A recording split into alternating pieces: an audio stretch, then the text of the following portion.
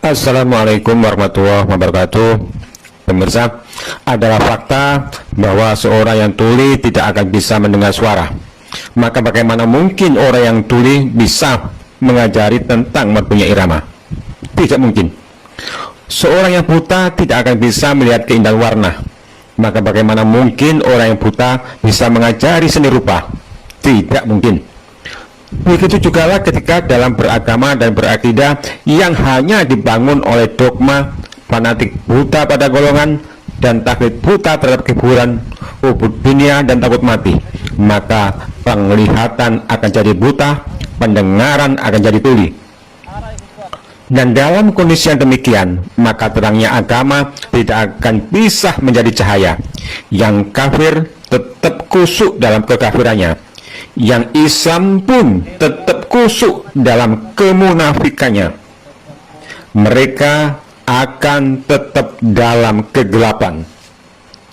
Nah pemirsa, dari acuan yang saya sampaikan tersebut merupakan perumpamaan terhadap para dai dari kalangan ustadz, kiai atau ulama yang ketika dalam beramal ibadah mereka, yang ketika mereka memberi wejangan kepada umat, hanya lebih mengutamakan hasil kreasi sang toko pujaan, hanya lebih mengutamakan tradisi golongan, hanya lebih memuliakan identitas golongan, sementara kesempurnaan yang telah diteladankan Rasulullah mereka abaikan.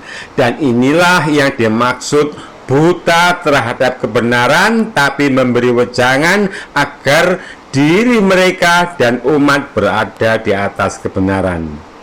Ini tentu mustahil, kecuali akan secara berjamaah terjungkal ke jurang kegelapan.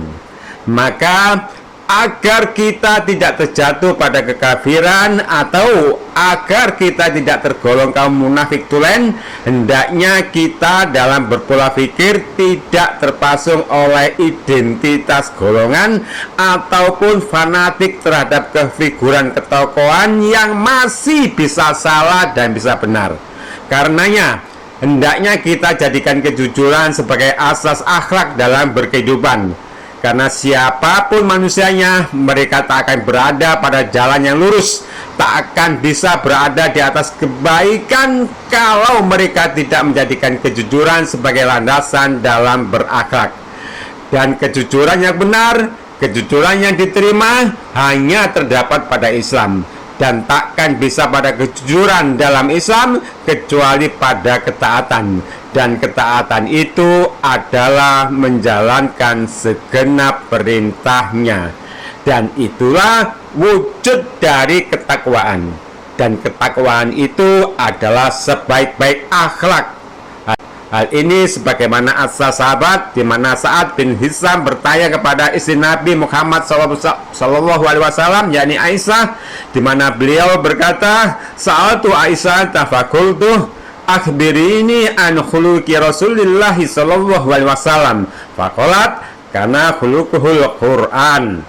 Saya bertanya kepada Aisyah, saya katakan, "Tolong kabarkan kepadaku tentang akhlak Rasulullah SAW." Aisyah menjawab, akhlak beliau adalah Al-Quran.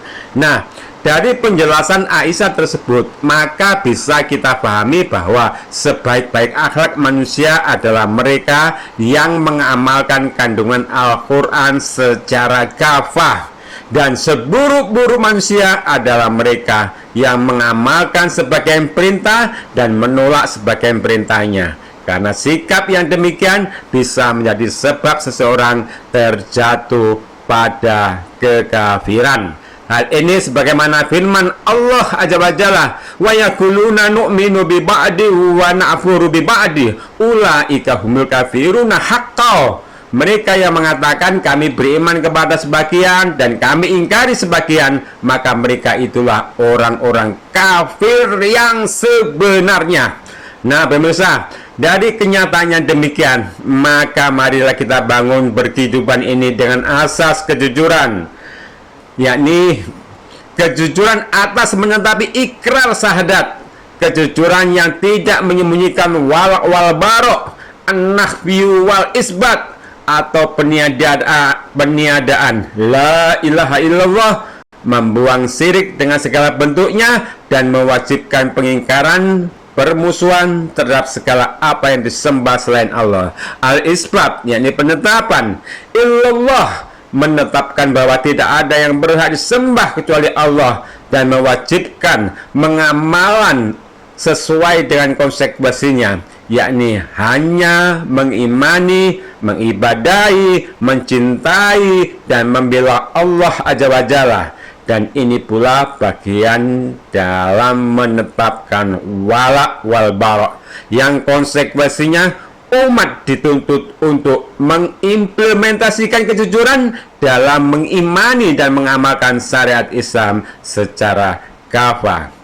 Subhanaka Allahumma wa bihamdika ashhadu an la ilaha illa anta astaghfiruka wa atubu ilaik. Wassalamualaikum warahmatullahi wabarakatuh.